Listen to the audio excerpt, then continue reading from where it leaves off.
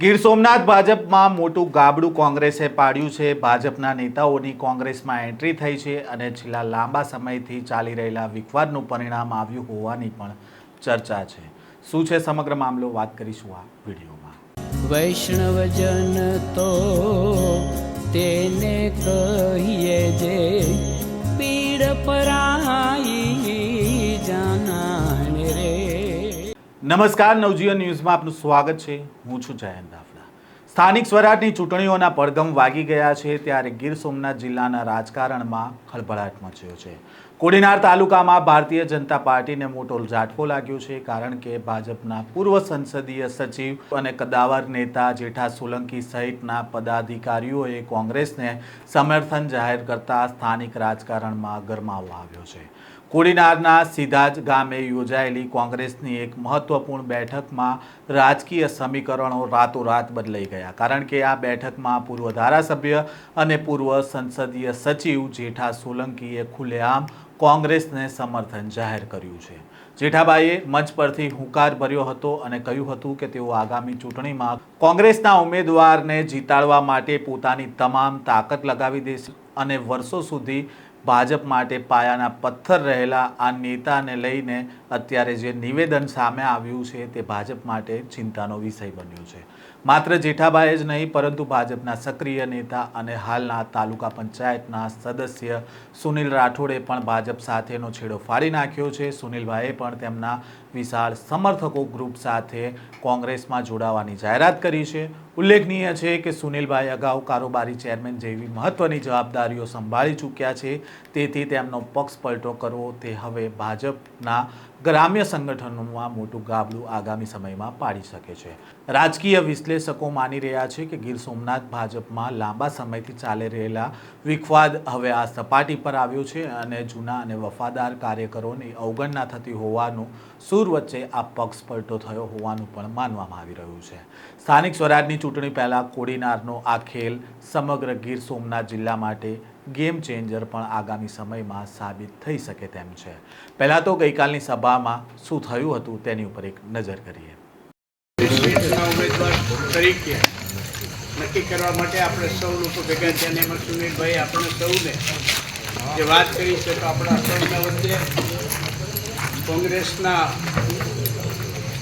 જુનાગઢ જિલ્લા, આપણા ગીર સોમનાથ જિલ્લાના કોંગ્રેસના પ્રમુખ અને ખૂબ મારા નજીકના મિત્ર આદરણીય ભાઈ શ્રી પૂજાભાઈ વંશ, ઘણા વર્ષોથી અમે બધા ભેગા પણ રહીએ ને જુદા પણ પડીએ, એવા અમારા લાયકા જે અમારા વડવાઓએ જેના પગ ધોયા છે ને એવા ભાઈ શ્રી પ્રવીણસિંહભાઈ ઝાલા, આપણા તાલુકાના કોંગ્રેસ પ્રમુખ આદરણીય ભાઈ શ્રી શિવજીભાઈ બારડ, અમારા પૂર્વ પ્રમુખ ભાઈ શ્રી વિદાનંદભાઈ રાઠોડ, હમણાં જ આપણે જેમને સાંભળ્યા એવા અમારા ખૂબ જ હું વર્ષોથી મોહનભાઈ ભલે આમાં આપણે તો લોકશાહીની પ્રક્રિયા છે અને લોકશાહીની પ્રક્રિયાના પ્રમાણે ચૂંટણીઓ આયોજન થાય, પણ ચૂંટણી લડ્યા પછી અમારે આજ તારીખમાં ગમે ત્યારે મેળાવે તો અમે ગુજરાતની કરીએ છીએ એવા પૂર્વ ધારાસભ્ય ખૂબ જ સમજદાર ભાઈ શ્રી મોહનભાઈ વાળા, એવા જ અમારા સમાજના ખૂબ લડાય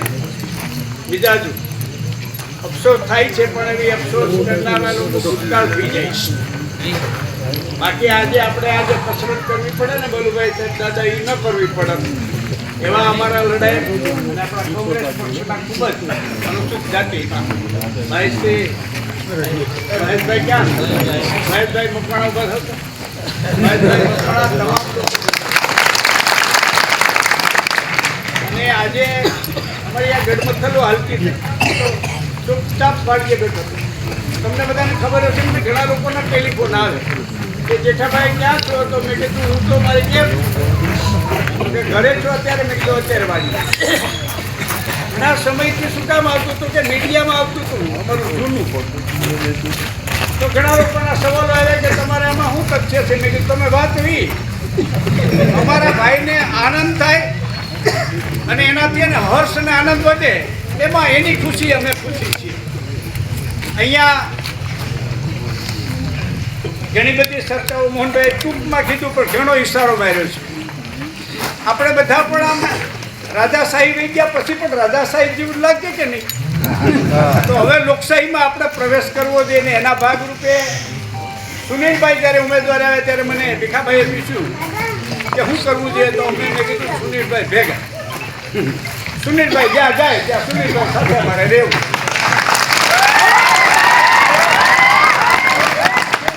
નહીં માત્ર જિલ્લા પંચાયત વડનગર પૂરતી પણ નહીં, સમગ્ર કોડીનાર તાલુકાની સમગ્ર જિલ્લા પંચાયત તાલુકા પંચાયતમાં પણ સુનિલભાઈ જે પક્ષમાંથી લડે છે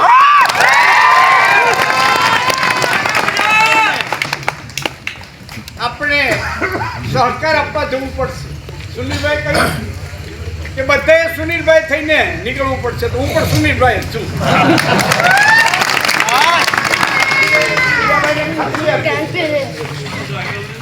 પૂજાભાઈ તમારે સક્રિયતાથી બધા ઉપર ગોચ રાખવી અને બળ પૂરું પાડવું.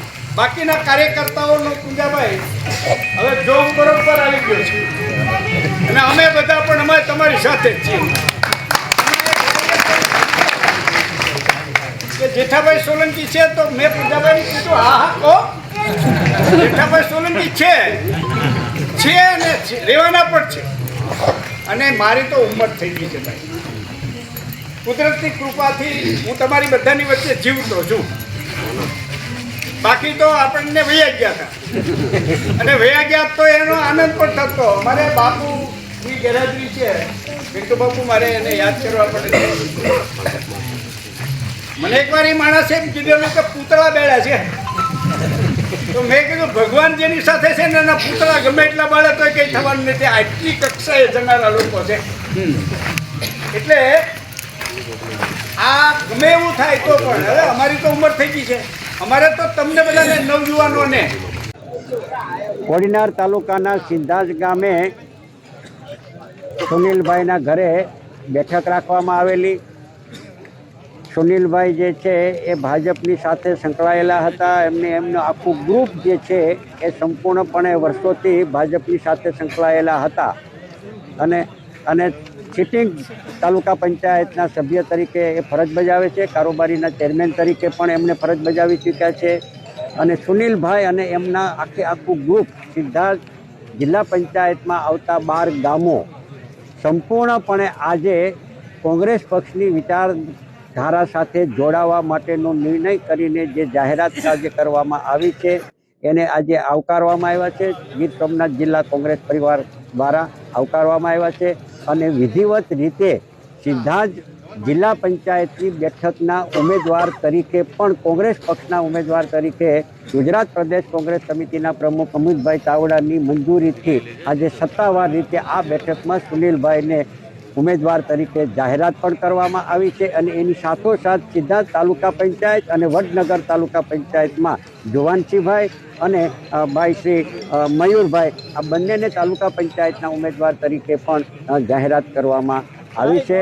અને બીજી સમગ્ર સૌરાષ્ટ્રમાં અને ખાસ કરીને કોડીનારના પૂર્વ ધારાસભ્ય અને ગુજરાત સરકારના સંસદીય મંત્રી તરીકે જેમણે સેવાઓ આપી છે અને જે પાયામાંથી જમીનથી વર્ષોથી પોતાની જાહેર જીવનની કારકિર્દી જિલ્લા પંચાયત અમરેલીમાં કોંગ્રેસના જિલ્લા પંચાયતના સભ્ય તરીકે જાહેર જીવનની શરૂઆત કરી હતી એવા જેઠાભાઈ સોલંકી પણ આજે આ બેઠકની અંદર ઉપસ્થિત હતા.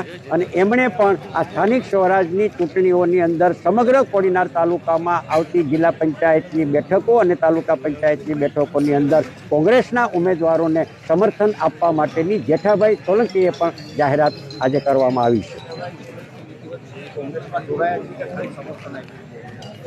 જેઠાભાઈ સોલંકીએ આજે કોંગ્રેસની આ બેઠકની અંદર સુનિલભાઈના નેતૃત્વની અંદર જેઠાભાઈએ પણ કીધું છે કે જે સુનિલભાઈ જ્યાં જે નિર્ણય કરે એ નિર્ણયની સાથે હું છું. સુનિલભાઈએ નિર્ણય કર્યો છે કોંગ્રેસની વિચારધારા સાથે જોડાવાનો. જેઠાભાઈએ એમને સંપૂર્ણપણે સમર્થન આપ્યું છે. આવનારા દિવસોની અંદર પણ એ રણનીતિ નક્કી કરીને પાર્ટી હાઈકમાન્ડની સાથે નિર્ણય કરીને આવનારા દિવસોમાં વિધિવત રીતે કોંગ્રેસ પક્ષમાં જોડાવા માટેનું જાહેરાત કરવામાં આવશે. હાલ પૂરતી અત્યારે સ્થાનિક સ્વરાજની ચૂંટણીની અંદર જિલ્લા પંચાયતની 5 બેઠકો અને તાલુકા પંચાયતની બેઠકોમાં કોંગ્રેસ પક્ષના ઉમેદવારોને જીતાડવા માટે જેઠાભાઈ સોલંકીએ સંપૂર્ણપણે સમર્થન આપ્યું છે.